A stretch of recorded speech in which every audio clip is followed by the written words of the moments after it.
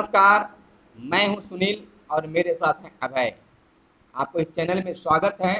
आज पंचायत चुनाव को लेकर खास चर्चा हम दोनों के बीच होगी। पंचायत चुनाव को लेकर सरगर्मी तेज हो गई है।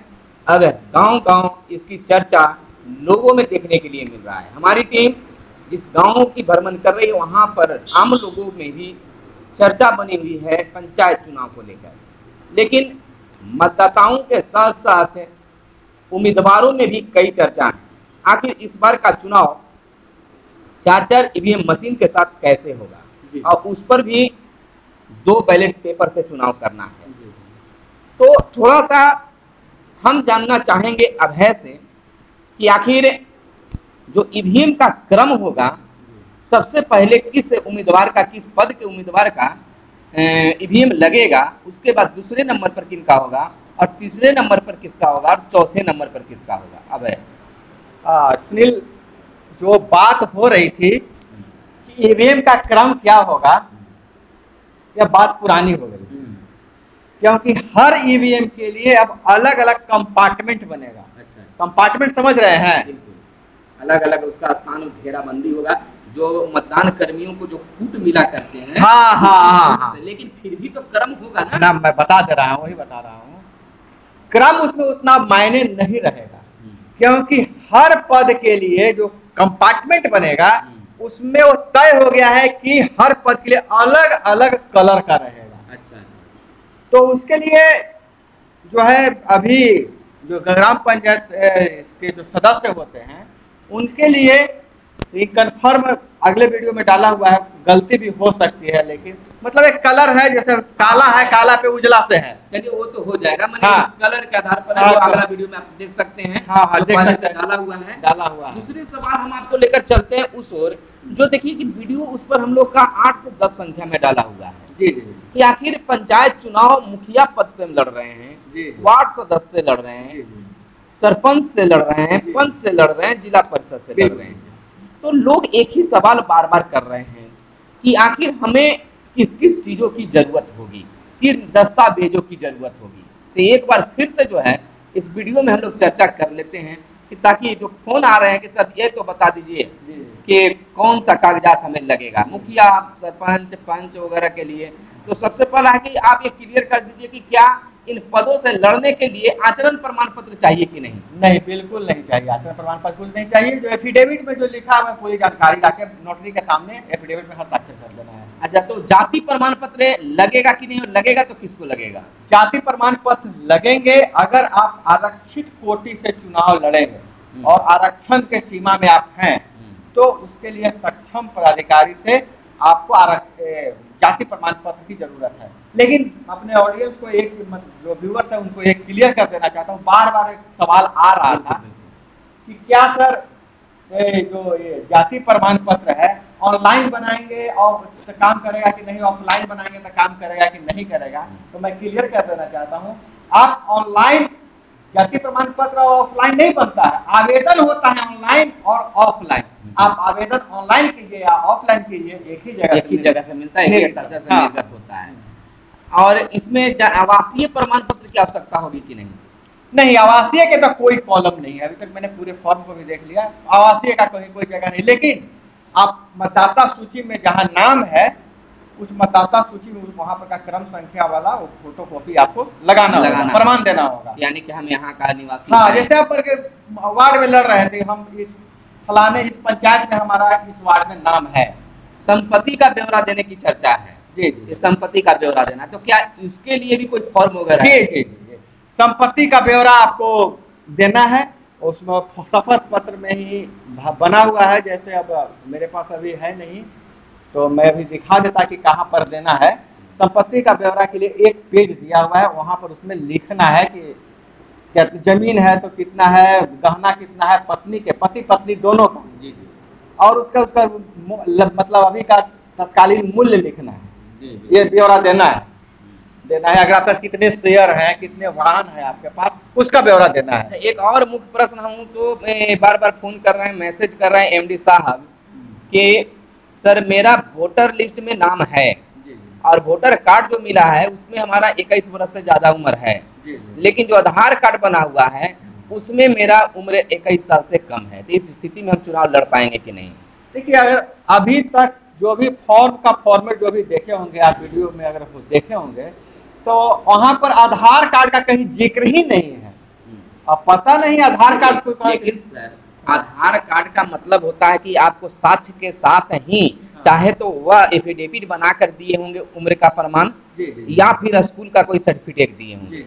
अगर मान लीजिए कि वो लड़ते हैं, उनको तो मैंने नामांकन रद्द नहीं होना चाहिए, लेकिन अगर कोई लग जाता है कि इनका जो वोटर लिस्ट में जो उम्र दिया गया है वो बढ़ा कर दिया गया है, जबकि इनका सही उम्र जो है इतना जो उनके आधार कार्ड से स्पष्ट होता है, तब नहीं, ऐसा कुछ नहीं है। मैं आपको बता देता हूँ, प्रथम दृष्टया राज्य निर्वाचन आयोग जो मतदाता सूची में वोटर लिस्ट में जो उम्र है उसी को सही मानता है। अगर वोटर लिस्ट में आपकी उम्र गलत है, हम अगर दावा करते हैं कि मेरी उम्र गलत है वोटर लिस्ट में, तो फिर हम एक सक्षम एकेडमिक सर्टिफिकेट या कुछ, आधार कार्ड मान्य नहीं है, उम्र नहीं करता है, एकेडमिक सर्टिफिकेट हम देंगे कि मेरी उम्र यह है, एक शपथ पत्र देंगे, तब वह माना जाएगा। एक जीते हुए मुखिया है चंपारण से, जी, वो कहते हैं कि हम जीते हुए हैं और फिर से महिला सीट है वहाँ, और फिर से हमारी पत्नी लड़ रही है, और हमने कई वादा किए थे, शायद वो 16 वादा किए थे, और 16 वादा करने से बाद में वह 15 वादा को वह पूरा कर चुके हैं, और 16वां वादा जब पूरा करने लगे 24 अगस्त को अधिसूचना जारी हुआ करीब 3 बजे, और उन्होंने 16वां वादा जो था वह आपको 9 से 10 के बीच में पूरा कर चुके हैं। यानी कि वो एक एम्बुलेंस का वादा किए थे और ग्रामीणों के लिए वह 10 बजे वो सुपुत्र कर दिए एम्बुलेंस, तो क्या वह आचार संहिता के अंतर्गत आएगा? पहली बात यह है कि दावा जो भी कोई करे, हम तो जाके देखे नहीं है कि सब वादा पूरा किए हैं कि नहीं किए हैं, ये सब उनसे कोई मतलब नहीं है। वादा पूरा किए चाहे नहीं पूरा किए हैं, ग्राउंड रिपोर्ट पर अगर जाके हम देखेंगे तभी कह सकते हैं। लेकिन बात आप रख रहे हैं कि वादा पूरा कर रहे हैं। अगर जिस दिन अधिसूचना 3 बजे घोषणा हुआ है, जारी हुआ है, 3 बजे के बाद, अगर 3 बजे के पहले जो कुछ भी किए होंगे आचार संहिता के उल्लंघन में नहीं आएगा। अब एक और सवाल है सर कि सर मुझे आपसे उम्मीद है कि आप मुझे जानकारी बस देंगे, केयर इंडिया जो एनजीओ के तहत कार्यरत हैं, और क्या वो चुनाव लड़ सकते हैं? बिल्कुल लड़ सकते हैं। केयर इंडिया के जो भी हैं वो लड़ सकते हैं चुनाव, बिल्कुल लड़ेंगे। और वोटर लिस्ट का प्रकाशन सर?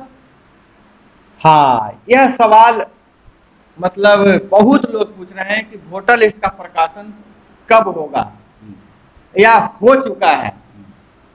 तो देखिए, कोई भी सवाल का जवाब यहाँ पर हम लोग तुक्का भिड़ाकर नहीं देते। अधिकारियों से हम पूछ रहे हैं कि क्या वोटर लिस्ट का क्या मामला है, वोटर लिस्ट फिर से प्रकाशित होगा कि पुराने वाले से ही काम चल जाएगा।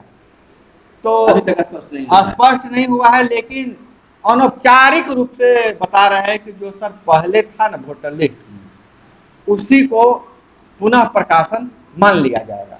निश्चित तौर पर उसी को मान लिया जाएगा। नहीं प्रकाशित होता है तो नहीं प्रकाशित होता है तो, अगर नया प्रकाशित होगा तो उसका मान होगा, उसका मान्य होगा। कन्फर्म हमारे व्यूअर्स जान ले कि अगर वोटर लिस्ट का नया प्रकाशन होता है तो बिल्कुल नए वाले मान्य होंगे। अगर नहीं प्रकाशन होता है तो इससे पहले जो प्रकाशित हुआ है, जो पहला हुआ, उसी को मान लिया जाएगा। हाँ, उसका पुनः प्रकाशन मान लिया जाएगा, मैंने मुख्य रूप से उसी को कर लिया जाएगा। यहाँ पर अगर मान लीजिए कि आरक्षण की बात है, तो क्या इसमें आरक्षण वगैरह भी बदला कि पहले पंचायत में महिला आरक्षित सीट था, इस बार चेंज वगैरह भी क्या हुआ है? नहीं, देखिए, इसमें आरक्षण का जो 2016 में जो आरक्षित सीट थी, वहां आरक्षण की वही स्थिति है। लेकिन आपको पता है कि 300 पंचायतों का अस्तित्व समाप्त भी हो गया है। बिल्कुल। उसके बाद कुछ जो इलाके हैं, नए पंचायत का गठन नया हो गया है, मतलब गांव वही है, लेकिन जो पंचायत का जो नामकरण होता है, जहां जिस गांव में का सबसे ज्यादा वोटर रहता है ना, उसी गांव के नाम से पंचायत मुख्यालय हो जाता है, राजस्व ग्राम का। तो उसमें कुछ परिवर्तन हुआ है, वहां के डीएम अपलोड किए हैं। अभी साइट आज से शायद खुल रही है, तो आप साइट पे जाके जो स्टेट इलेक्शन कमीशन के साइट पे आप जाके देख सकते हैं कि जो नवगठित पंचायत इसकी आरक्षण कोटि में है कि नहीं है। एक और चर्चा है सर कि कुछ ऐसे उम्मीदवार जो होते हैं जो बेधड़क बहुत सारे खर्च करते हैं, तो क्या इस बार डिजिटल कैटेगरिया से चुनाव होना है, तो उसमें अगर खर्च करने वाले जो प्रत्याशी हैं तो उन पर नजर रखने के लिए जो है वो किसी पदाधिकारी या किसी चीज के माध्यम से नजर भी रखा जा सकता है? जी बिल्कुल, एकदम व्यूअर्स को हम चुनाव लड़ने वाले हैं और मतदाताओं को मैं बता दूं कि इस बार जैसे ही पंचायत चुनाव का शुरू हो जाएगा तो ऑब्जर्वर कम से कम आपके क्षेत्र में 2 बार ऑब्जर्वर आएंगे और जांच करेंगे, नजर रखेंगे हर प्रत्याशी पर कि कौन प्रत्याशी ज्यादा खर्च कर रहा है, उस पर कार्रवाई होगी। अच्छा, इस बार जो है ऑब्जर्वर आएंगे ना सर, तो पता भी नहीं चलेगा कि कौन ऑब्जर्वर हो सकता है किसी भेष में। अच्छा, चलते चलते आपसे सवाल है कि क्या पंचायत में जो चुनाव होंगे उस चुनाव में फर्जी मतदाता को रोकने के लिए इस बार जो डिजिटल मोड में चुनाव हो रहे हैं तो उसके लिए कोई खास व्यवस्था? हाँ, वही तो मैं बता देना चाहता हूँ कि देखिए, जब तक कोई चिट्ठी नहीं आ जाए तो नहीं माना, लेकिन 100% माना जा रहा है कि इस बार थंब इम्प्रेशन का बायोमेट्रिक लगेगा। थंब इम्प्रेशन तो ये मैं बता देना चाहता हूँ कि बायोमेट्रिक मशीन के लिए जो पंचायती राज विभाग जो है या फिर राज्य निर्वाचन आयोग के द्वारा वीडियो जारी किया गया है, और उस बारे वीडियो में भी बताया गया है कि अलग अलग अपार्टमेंट आप जो बताएं उस तरह से दिखाया गया है, लोग जा रहे हैं वोट देने के लिए और थंब लगा रहे हैं, जिससे मैचिंग हो रहा है कि आखिर वह सही है कि नहीं है।